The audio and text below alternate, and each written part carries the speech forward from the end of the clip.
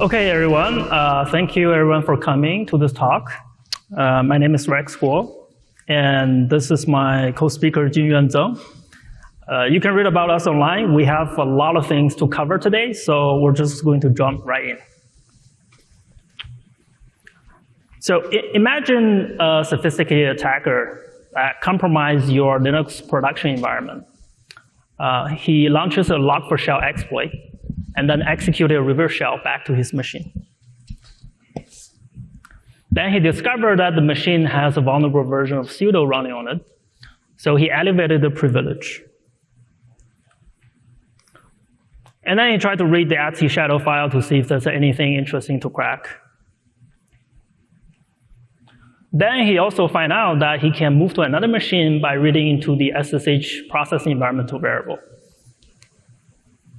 So he happily moved to the second machine, and as he's celebrating, he discovered that his access was gone. So he fired the RC again, and this time there's no luck. Quickly, he found out his access was blocked. So now let's take a look at the other side of the story. As everything happens, your security engineer receives a sequence of alerts from the cutting-edge security monitoring software. And these softwares monitor the processing information and all the system calls happening on the machine. So for example, when a reverse shell is executed, there will be a connect system call. And there may be others, depending on the technique. When the attacker tries to read the /shadow file, there will be either an open or open at system call. Now the question is, how do you use this level of visibility to actually perform a threat detection? So we want to use a really, really simple detection rule to illustrate the idea. So this rule is saying, I want to detect untrusted program that's reading the /shadow file. Now let me explain the rule. The rule is saying if the system call is open or open at, and it has read permission, and the file name argument points to the /shadow file, and also the program is not in the allowed list of programs, then we'll fire the alert. So you can see that you can quickly build up really complicated rules with even multiple system calls. You can even build machine learning algorithms on top of these visibility. But all these logic relies on the fact that the system call software is able to extract the data correctly. So in this talk, we're going to dive really deep into how system call tracing works. And then we'll talk about the vulnerabilities in the system call tracing software. Once we understand the vulnerability, we'll talk about how to actually exploit these vulnerabilities. And then we'll conclude with mitigations and takeaways. Yeah, thank you, Rex. As Rex mentioned, Syscall tracing is very important to detect threats. So this diagram gives you an overview for Syscall tracing, basically including two parts. One is the hooks for Syscall interception and also the tracing program. So when the application issues system call into the kernel, the Syscall code path is executed. If any hooks placed in the code path, the attached tracing program will be triggered to collect system call information and send those data to the monitor agent to detect threat. The tracing program can be implemented in kernel space, as shown in the left diagram, or implemented as a user space program as part of the monitor agent, which is shown in the right diagram. So the program used to collect system data, like system arguments, is called tracing program.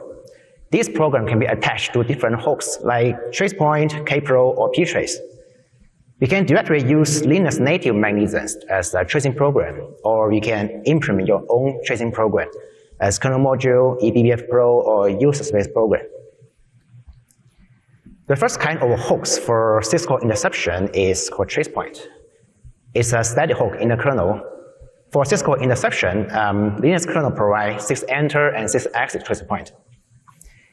If we attach the tracing program to the trace point, the function call of trace enter and trace exit will use the same parameters to trigger the tracing program. The first parameter is called rex, which saves the Syscall arguments. The second parameter is ID, which is the Syscall number. Trace point provides low overhead, but it only provides static system call interception. You can also use the dynamic hook like kpro. Using kpro, you can register the tracing program on almost any instructions in the Syscall code path. When the instruction gets executed, the tracing program will trigger. Kpro is a dynamic approach, but compared to the trace point, it's kind of slow. And also, you need to know exactly how the data is stored in the memory and register in order to get the useful information, like Syscall arguments. ptrace provides a user space solution for Syscall tracing. Similar to the trace point is a static hook for Syscall enter and exit. Using ptrace, you don't need to implement any kernel programs and as a tracing program, but only the user space program are needed. Compared to previous two approach, ptrace overhead of performance is higher. For optimization, you can combine with the seccomp and Syscall filtering for better performance.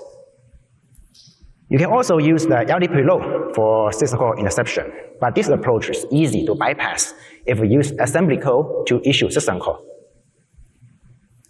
So many of you will probably heard about the cloud workload protection products. This product usually provides advanced threat detection based on Syscall tracing.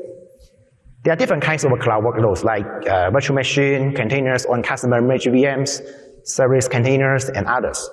So for service containers, it's usually allocated and maintained by the cloud provider on demand. So it usually has no access to the host. This table summarizes how Syscall tracing techniques can be applied to different workloads in the cloud. For virtual machine, we have full access to the host, so we can use any kinds of the host tracing programs. And for the tools, we can use Falco eBPF, kernel module, and Falco PDIC. We'll talk about this tool later. For containers on customer managed VM, so we can have the same options as the virtual machine, as long as we get enough capabilities. For service containers, as we mentioned, you have no access to the host. So we can only use a ptrace as hooking point and implement a tracing program in user space.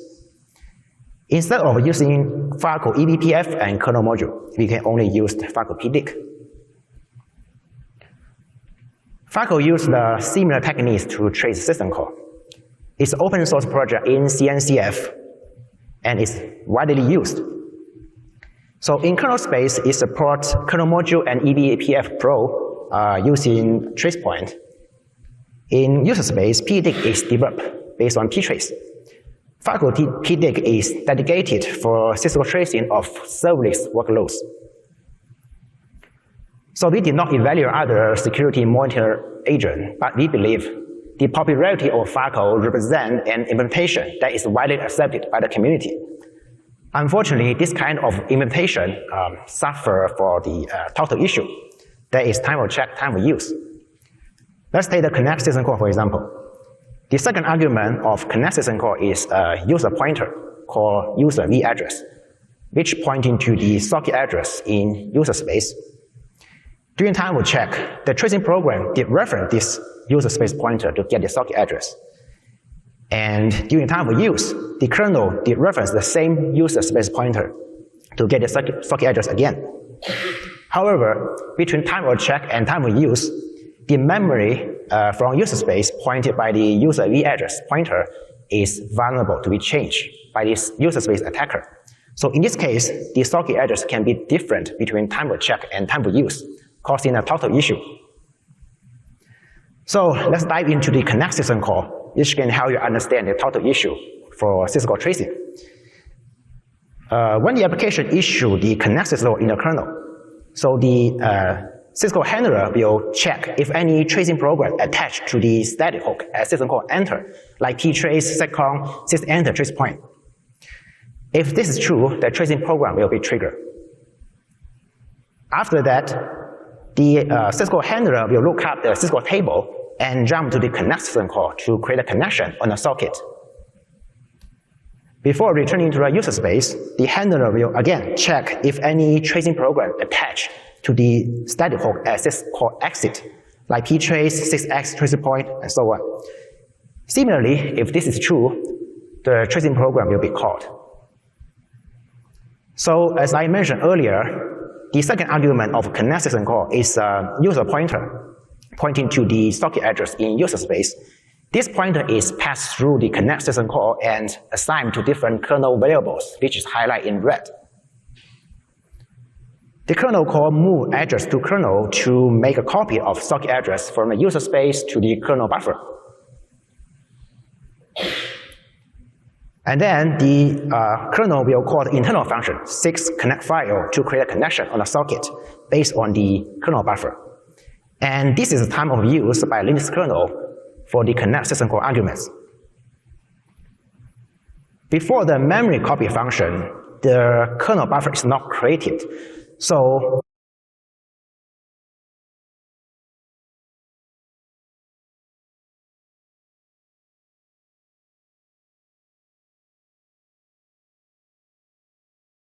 call enter, or to any places before the memory copy function using kpro. The tracing programs need to dereference the user pointer or read the user space memory directory to get the socket address. As we mentioned earlier, the user memory is vulnerable to be changed by the attacker from the user space. After the memory copy function, so the kernel buffer is created with 1 copy of a socket address. Unfortunately, the total issue may still exist. Think about if we attach the tracing program to the static hook at system call exit, like 6exit tracing point or ptrace, the tracing program may still will reference the user pointer to get the socket address. Again, the user memory is vulnerable for the attacker from user space. Falco pdig use ptrace for Syscall enter and exit, but only use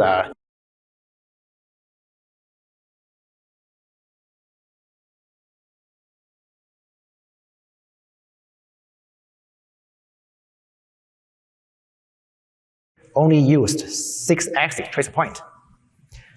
So hopefully you got some idea about the total issue for Syscall tracing in the source code level. Next, I'll hand over to Rex to talk about the vulnerabilities.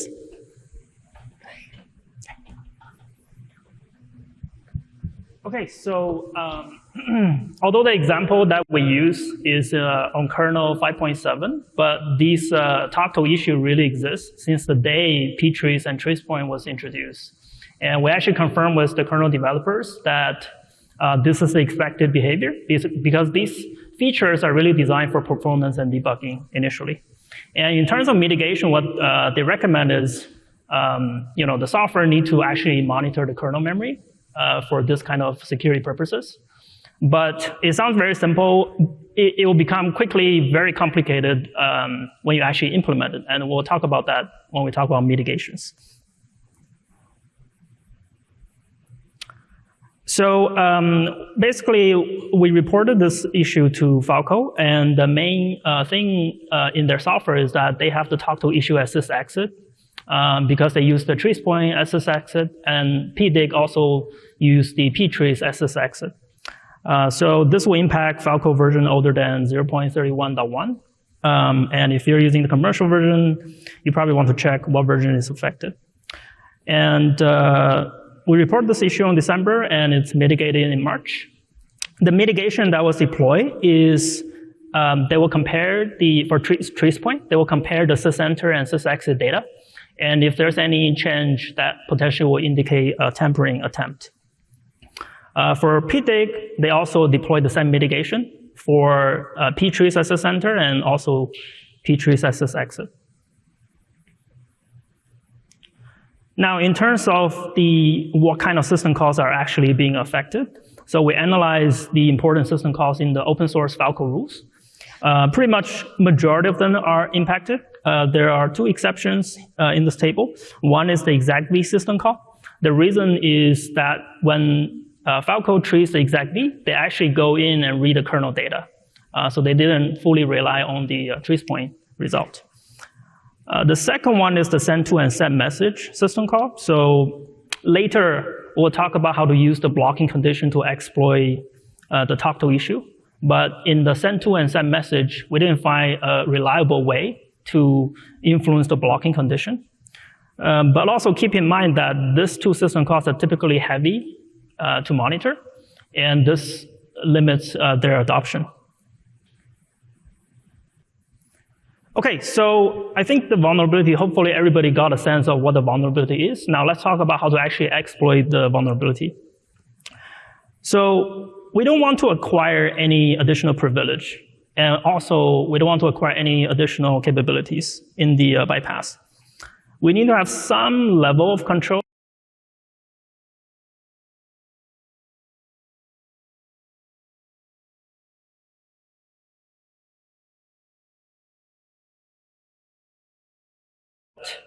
We want the exploit to be 100% reliable, because in this game, if the attacker is being detected once, then the whole operation are potentially at risk. Okay, so this leads us to two exploitation strategies. We will first talk about exploit strategy number 1, which is the research that we did in last year's DEFCON. From there, you can sort of see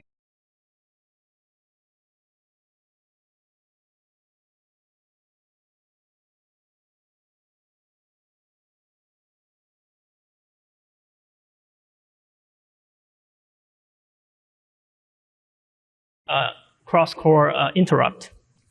But in order to properly manage the bypass using this delay, everything has to be precisely synchronized. We have to inject it at the precise timing, and then we have to synchronize all the data operation. So this, we need to use a system call called user4fd. And there are some limitations of using this system call. Number 1 is, if you are using Docker containers and you enable the default seccomp profile, then the seccomp profile will actually block the system call. So this wouldn't work in the container.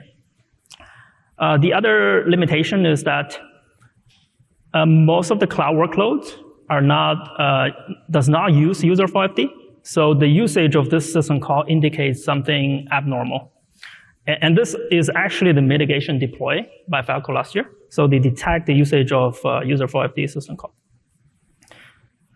Okay, so last year we went back and we think, how do we overcome this limitation? What if we don't need user4fd system call? Now, in order to do that, basically means we cannot precisely synchronize when we inject. But what if we can inject a really, really long delay? Then we don't need to worry about synchronization at all. Right? The idea sounds really simple, but the question is how do we actually do this? So we actually found out 2 ways to achieve this. The first way to achieve this is using the blocking condition. Now, I'll talk more about blocking condition. The second way to do this is to use the seccomp to actually delay the system call execution.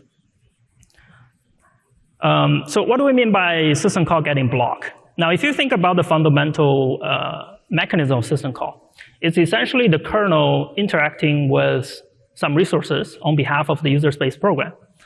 Now, many of these resources are I/O devices. And it takes time for them to respond before the kernel returns the result to the user space. So to be more concrete, let's look at connect system call. So in this diagram, there are 2 machines. There's a client machine, there's a server machine. And on the client machine, it's monitored by the system call monitoring software. And let's say there's an application. The application triggers a connect system call.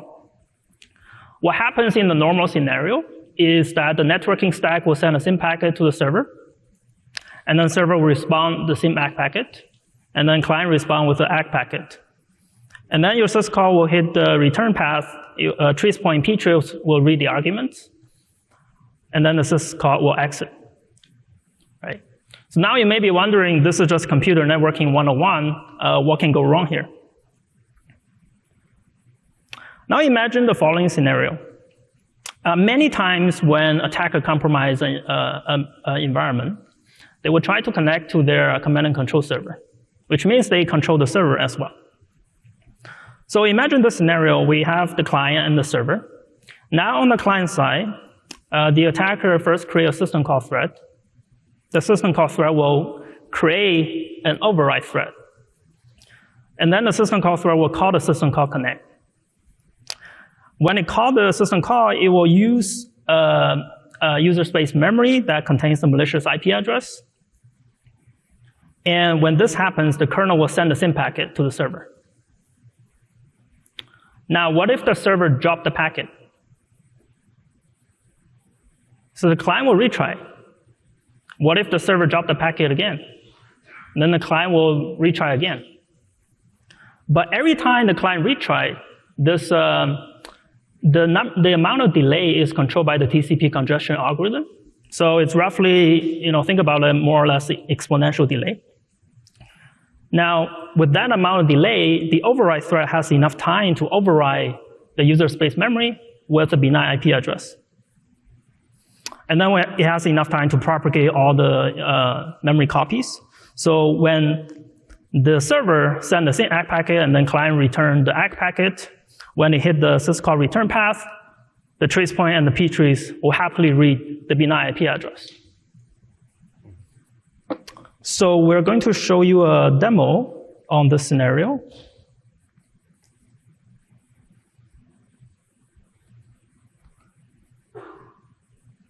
Okay, so in this demo, there are two machines, just as what we illustrated in the diagram. So right now, what you're seeing is a server machine.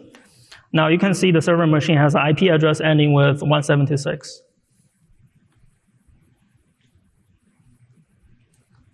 Okay, and then on the server, we start up this program that's going to look at the SYN packet and drop the SYN packet. And then we also start a listening server on the server side. On the client side, we're going to run Falco. And we also use Wireshark to see what's actually running on the wire. And now we run this attack program that is going to try to connect to the server. So you see it's connected. Now it's trying to send some dummy chat. Okay, so client got the message. Server got the message.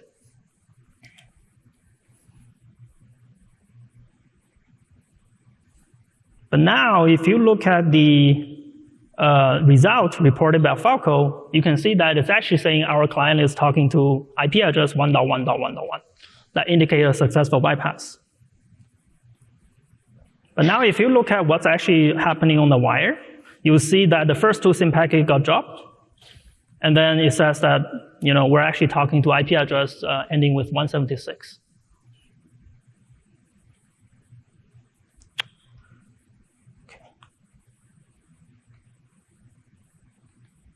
So the previous demo is for the eBPF and the kernel module version of the Falco, which use the trace point. Now we're going to show you how we do the same bypass for PDIG on AWS Fargate. Okay, so what you're seeing here is, again, the server machine. The IP address is ending with 163. We're going to run the SYN packet drop program.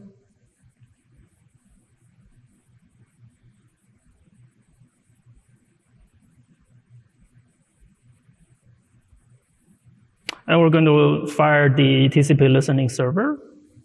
Now, this isn't a Fargate machine. So PDIG will launch our attacker program.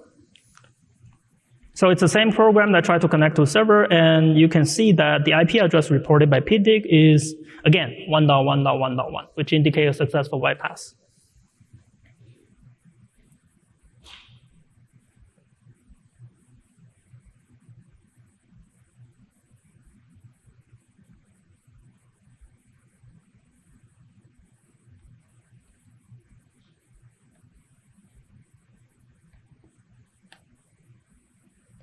Okay, now you may be wondering, okay, this is for a connect system call. Does it actually work for other system call as well? So we actually discovered that the entire class of file system calls are also affected. And some other system calls that relies on file system will also be affected. For example, the execv and execv-at.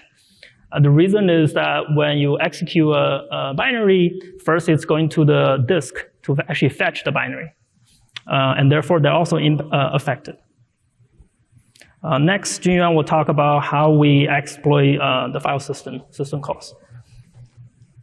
Yeah. So before I talk about how to bypass the OpenX Syscall tracing, let me introduce Fuse. So FUSE stands for User Space File System Framework. It usually including a kernel module, a user library, and also a multi-utility. So in cloud scenario, the FUSE is often used as a remote storage FUSE. So using such FUSE, you can mount the remote objects as local file system and access the remote file as local file. Since it's the user space file system, so it provides faster involvement or development, and it usually do not panic the kernel. So here is the list of examples for the remote storage FUSE. So you can see it's very popular and it's widely used. From the list, you can see the major cloud provider has their own FUSE. This is the general architecture for remote storage FUSE.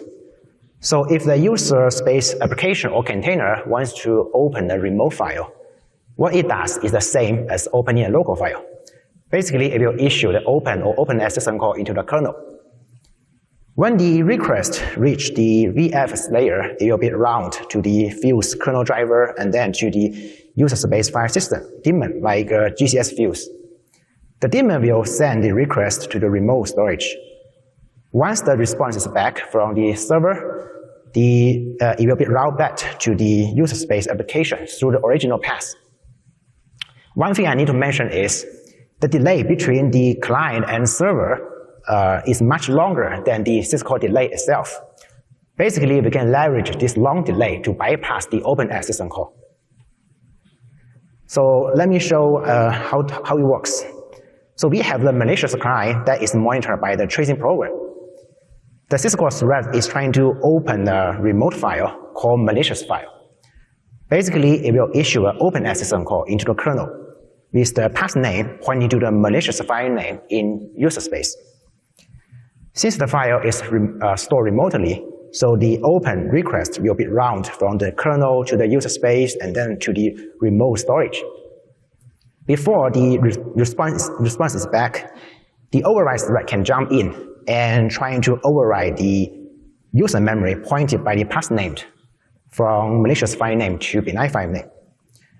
And again, because the delay is so long, the CPU have enough time to propagate a change to all the copies of register and memories. After the response is back and before it returns to the user space, the tracing program can leverage the sys-exit trace point to read the Syscall arguments. For example, path name. Unfortunately, the path name has changed from the malicious file to the benign file, which means our bypass will be succeed. Right now, let me show you a demo.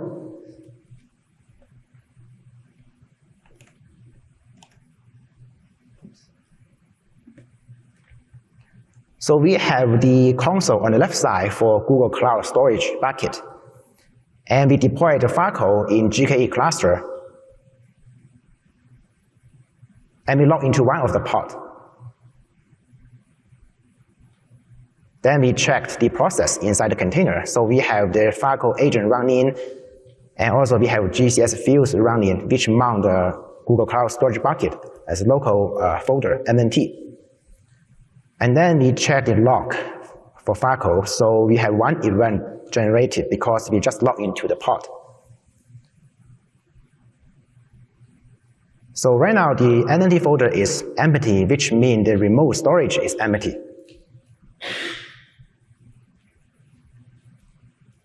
And then we're trying to open a file called malicious file in the entity folder.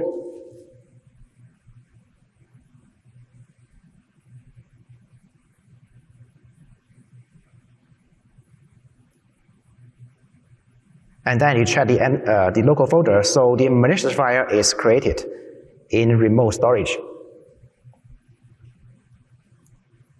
And then we check the log from Farco. So we have an event generated because we're trying to open a malicious file under entity folder.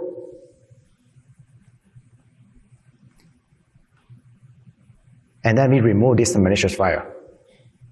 So it will remove it from the remote storage. And then we run an attack.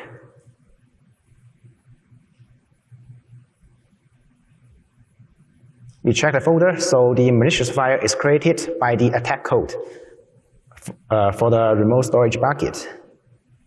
and we check the de facto log. So there are no new event generated, which means our attack succeed. Next, I will hand over to Rex to talk about the more exploits and also conclude.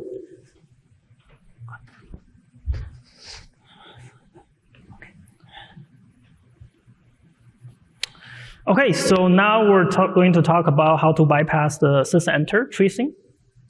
So if you remember earlier in the diagram, when the system call executes, it hits ptrace, and then it hits seccomp, and then a bunch of other stuff.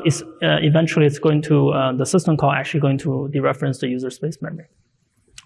So now the question is, can we use seccomp to actually delay the execution and therefore bypass the ptrace as a center? Before I dive into the detail, just a really quick recap on what seccomp is. So it is a kernel-level mechanism that allows developer to specify, allow or block system calls, and you can even allow and block based on system call arguments. You can build a sandbox on top of these mechanisms, and these rules can quickly become really complicated, and it will take more time to compute. One last caveat I want to highlight is the first inserted rule in seccomp are actually evaluated the last. Soon you will understand why this matters. Okay, so the bypass idea is very, very simple if you understand the previous attack. So, in this diagram, we have everything is running on the same machine. There's a system call thread that is going to first insert a bunch of seccomp rules, just like a regular application. And then it's going to create the override thread. Then it's going to call the system call create. Then, as you call the system call, it's passing in an argument that points to a user space memory that contains a benign file. Now, ptrace happily read the benign file argument, and then the seccomp check kick in, right? At the same time, the override thread will override the system call argument with a malicious file. So finally, after the seccomp finish all the computation, then the kernel is actually going to dereference the argument, and then it's going to create the malicious file for us. So one interesting caveat I want to mention is what we talk about is ptrace in a plain mode. Now, you can also use ptrace plus seccomp redirect. What that means is you can use ptrace to set up a rule in the monitor program. Whenever you hit the seccomp rule, the rule will say redirect execution back to the tracer. Now, in this case, if the tracer starts the application, that means the tracer, let's say the application runs the first system call. The tracer will say, let me insert the seccomp rule, and this will be the first rule being inserted. So if this is the case, then later, no matter how many seccomp rules the application inserts, it's not going to impact the talk to window. And therefore, this will not be vulnerable. But it will not be the case if the tracer attached to a running application, because there's no control on whether the application has already inserted seccomp filter or not. Okay, so we have covered different type of attack at different part of the system call. We just want to quickly summarize. So we talk about ptrace as the center. In order to mitigate this issue, one, we need to use pcomp plus seccomp redirect and make sure it's actually starting the application. If the application already started, then you may want to inspect the seccomp filter to see if there's anything abnormal in the seccomp filters. For trace point as sysenter, although the talk-to issue exists, but we didn't find any reliable way to exploit it. So you may be able to exploit it, but it's probabilistic. Now, for trace point as sysexit, it's vulnerable to the blocking condition attack that we talk about here, and also what we did in DEF CON 29. So in order to mitigate this, one way to do this is to compare the system call enter and also system call exit arguments, and to make sure nothing got changed. For ptrace as sysexit, it's vulnerable to the same attack. In order to mitigate this trace location, one will need to deploy all the mitigations for ptrees at sysenter, and then compare the sysenter and the sysexit arguments to make sure nothing is changed. The last one we didn't talk a lot about in this talk is the kprobe hooking to kernel internal functions. Whether this can be exploited really depends on which function is being hooked. So in general, for system call monitoring, what we see is depends on the number of kernel versions that you want to support. You can choose LSM, Linux Security Module Interfaces. So that will cover a certain amount of system calls, but the support across different kernel versions is different. On some newer kernel, you can even use a BPF or LSM. But if you have to support a wide range of kernel and the LSM in some version doesn't have the system call interfaces that you wanted, then you may need to look into other interfaces. And then you quickly get into checking different kernel versions and make sure all these interfaces exist in the kernel. Okay, so to conclude, so first let's zoom into this research, which is we demonstrated that Linux kernel tracing can be bypassed reliably in many different ways at sysenter and sysexit. So if you happen to deploy a similar tool, you may want to check if your tool is actually secure against these type of attack, because we only evaluated the open source solution. The second thing is the mitigations are very complicated, depends on how many kernel versions are being supported by the tool. So you will also want to check the mitigation claims by the tool to make sure they're actually mitigated in the way that you intended to be. Now, if we zoom out from this particular issue, if we think about the bigger picture, now today we propose some fundamental bypass, right? That doesn't mean in the future there wouldn't be newer bypass against this type of tracing technology. So I think for the security teams, we recommend that you have comprehensive visibility into the environment, because if I need to bypass all the different data sources, that exponentially increase my bypass difficulty. Last but not least, this is something that we do a lot at Lacework, which is we think about what is normal in the environment. We baseline the environment, because if you know what is intended to be in your environment, then even if the attacker is able to change these values, they have to select the right value to choose. Otherwise, they will trigger certain type of detection. Now with that, we are ready for Q&A.